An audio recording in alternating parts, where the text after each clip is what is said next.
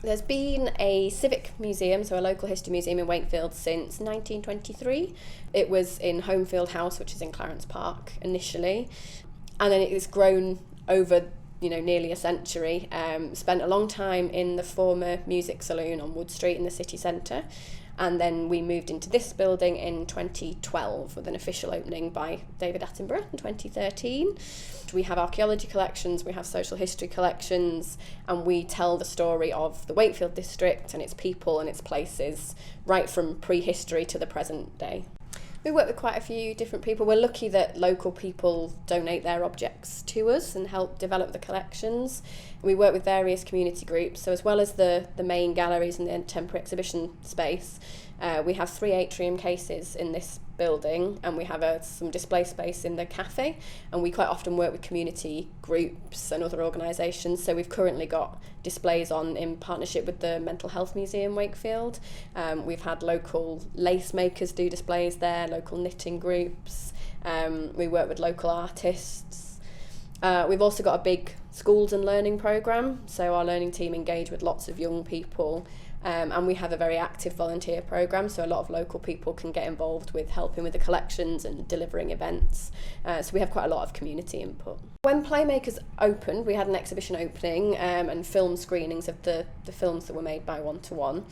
So people who'd been involved in those films, the participants came and they brought their families, and that was a really nice evening to people to come and share their memories of the factory and come together.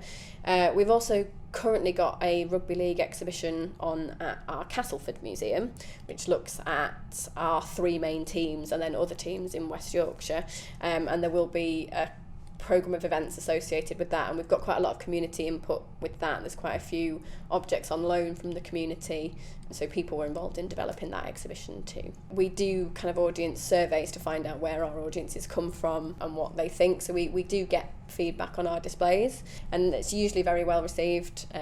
People enjoy finding out stories of the district. Sport is such an important part of our identity in this country, and it's something that people are really passionate about. So it engages people. People are enthusiastic about sport. They have very strong opinions about sport.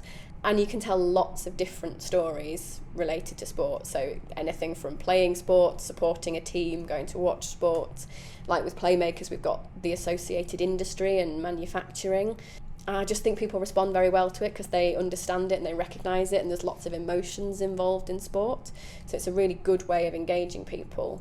And with Playmakers, we do find that it's a good hook to get people into the museum who might not normally come, who perhaps don't think that they're interested in museums or they're interested in history, but they are interested in sport.